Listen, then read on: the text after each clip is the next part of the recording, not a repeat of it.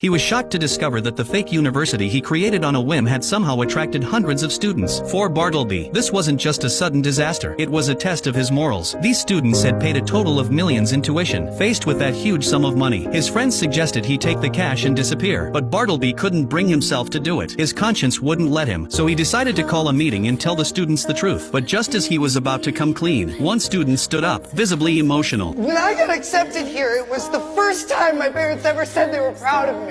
That one sentence hit everyone in the room like a wave, including Bartleby. Moved by the moment, he changed his mind. What was supposed to be a goodbye turned into an impassioned speech. He told the students that everyone deserves a chance at education. Everyone deserves a shot at chasing their dreams. We say yes to your hopes. We say yes to your dreams. Welcome to South Armand Institute of Technology! But how did things spiral to this point? It all started a few days earlier, when Bartleby received the list of college admissions and his name wasn't on any of them. Rejected by every school. He panicked. He didn't want to disappoint his parents, so he came up with a wild idea. If no college would accept him, why not make one up? He printed a fake acceptance letter, tweaked a school logo, gave the fake college a name, and wrote a short description to make it look real. But a letter alone wasn't convincing enough to sell the lie. He asked a tech-savvy friend to help him create a fake college website. That way, when his dad handed him the acceptance letter and said, "Congratulations, you've been accepted," he could act just as surprised. Congratulations, you've been accepted! His mom teared up with joy and gave him a heartfelt hug. But even in that touching moment, his dad looked skeptical. With Bartleby's grades, this seemed unlikely. Thinking fast, Bartleby pulled up the fake website. That bought him a little more time. The next day, his dad handed him a check for his first semester's tuition, and before leaving, he shared one more surprise. On the first day of school, the whole family would be driving him to campus together. That's when Bartleby realized the trap he'd set for himself. There was no school, but soon, his family would find out the truth. Desperate, he gathered his friends to figure out a plan. They needed a place that could pass as a college at least for one day. After some searching, they found an old, abandoned hospital. It was run down, dusty, and falling apart, but Bartleby saw potential. They all did, so they got to work. They tore down the fences, cleaned every room, and fixed whatever they could. After days of non-stop effort, the South Armand Institute of Technology finally looked like a real school. But they weren't done yet. They needed a president. Bartleby's dad was serious about education. He'd definitely want to meet the head of the school. That's when Bartleby's friend Glenn had an idea. His uncle used to be a respected professor at nearby Harmon College but was fired for being a little too unconventional. Now he worked in a clothing store, just scraping by. Bartleby asked him to play the role of president. Surprisingly, he said yes without hesitation. They also brought in volunteers to act as students. Once everything was in place, Bartleby and his parents arrived at the fake campus. The renovated space and clean facilities impressed even his strict father. For a moment, it looked like Bartleby had pulled it off, but the moment they stepped inside, his dad started noticing strange things. It felt like a hospital. To ease his doubts, Bartleby rushed to introduce his parents to the president. Luckily, the man still had real experience in education and gave such a convincing talk that